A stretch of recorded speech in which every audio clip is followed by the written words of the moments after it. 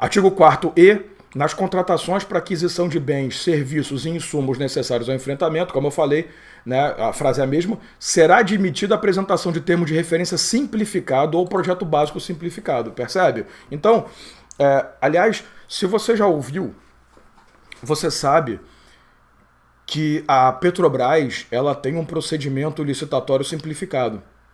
Ela faz apresentação de projeto básico simplificado, ela faz termo de referenciamento simplificado. Ou seja, o que ele está fazendo efetivamente é estabelecer um regramento igual o da Petrobras já faz há milhões de anos. Então a gente trouxe a facilitação que a gente deu para a Petrobras, que é você fazer um estudo de viabilidade e quando necessário, que a gente falou, né, não precisa do estudo, para a situação de insumos essenciais para o combate. Porém, para outras ações que não sejam aquelas emergenciais, eu preciso dos estudos de viabilidade, dos estudos preliminares, termo referencial ou termo de referência e projeto básico. Nesses casos, a gente pode utilizar o TR e o projeto básico que a Petrobras já faz há muito tempo, que são os simplificados, tá? Então, para a prova, o que interessa para a gente para a prova aí no futuro, não faz diferença nenhuma, porque em qualquer situação temos que ter esses estudos, tá?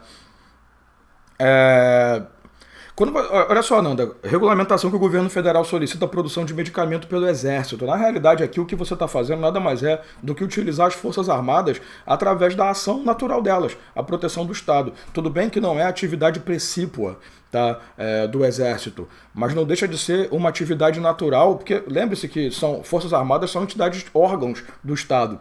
Então ali o que eu tenho nada mais é do que uma ordem estrutural, sabe? Eu estou ali tratando, junto ao Ministério da Saúde, junto ao Ministério da Justiça, eu estou tratando um funcionamento. Como que eu vou regrar isso? Através de uma portaria interministerial.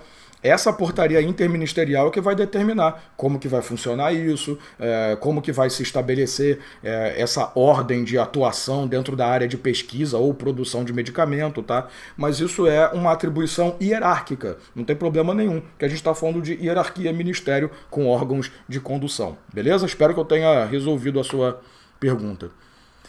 Parágrafo 1º, artigo 4º, ele vai dizer o que esse termo de referência pode ou não pode ter. Eu não vou ler, não, porque isso aqui não é muito importante. Parágrafo 2º, excepcionalmente, mediante justificativa da autoridade competente, será dispensado estimativa de preço, do inciso 6º. Ele fala isso no momento em que você tem a necessidade de utilizar portal de compras e tal. Para você ver, sempre dando aquela facilitação. Tá? Isso aqui não é muito nada que eu estou muito preocupado, não. Artigo 4º. Também eu acho muito legal a gente falar disso aqui. Na hipótese de haver restrição de fornecedores ou prestadores de serviço, a autoridade competente, excepcionalmente mediante justificativa, veja que a lei, apesar dela dar uma dirimida total na burocracia, ela não afasta a necessidade de pelo menos justificar os atos. Lembre-se do artigo 50 da Lei 9784 de 99, princípio da motivação. Todos os atos administrativos que sejam punitivos, que neguem direitos e que gerem ônus para a administração pública, e licitação é onerosa, tem que ter pelo menos justificativa. Então, voltando, poderá dispensar a apresentação de documento relativo à regularidade fiscal e trabalhista. O artigo 27, para habilitação nas licitações, exigir-se-á dos interessados exclusivamente documento relativo a. Se você estudou comigo alguma vez na sua vida, primeiro, desculpa, e segundo, você sabe que quando eu falo de publicação, habilitação, julgamento, classificação, homologação e adjudicação, que é o processo normal de uma concorrência, eu sempre gosto de determinar ali o que é a fase de habilitação. É o momento em que você necessariamente está apresentando documentos de qualificação para participar do procedimento licitatório. Ainda não é proposta, são documentos naturais. Qual é a grande jogada qual é a grande ação da habilitação? Na habilitação, você tem que mostrar todos os pontos necessários para você poder estabelecer que você pode participar. Ali vai estar a qualificação jurídica, técnica, econômica, né? Mas tem duas coisas ali que você aprende que são importantes. Quando você vai se habilitar, a regra é que você apresente dois tipos de documento. Ou a certidão negativa de débitos trabalhistas e fiscais, porque você precisa estar regular. Ou, e aqui entra o migué, você pode até apresentar uma certidão positiva de débitos, desde que seja uma certidão com efeitos de negativa, ou seja, com execução suspensa. Então, uma empresa, uma pessoa física até, A qualificação, a regularidade fiscal e tributária, né, e trabalhista, perdão, ela se dá através da apresentação de uma certidão negativa de débito, ponto. Só que essa certidão negativa, ela também pode ser uma certidão positiva de débito ou certidão positiva de débito, no caso nosso, com efeitos de negativa, a CPD-EN. Essa é a chamada certidão com efeito suspensivo, com efeito suspenso, com execução suspensa. Então, a empresa pode, ela é tratada como regular se ela apresentar uma certidão positiva desde que com efeito negativo. Agora, é claro que se você apresentar uma certidão positiva, danou-se.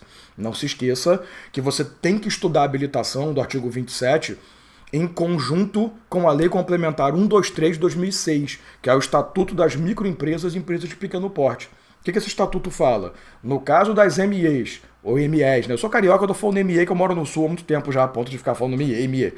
As microempresas e empresas de pequeno porte, essas entidades, elas poderão ser habilitadas mesmo se apresentarem certidão positiva de débito, seja trabalhista, seja fiscal. Não estou falando que tem que ter efeito de suspenso, não.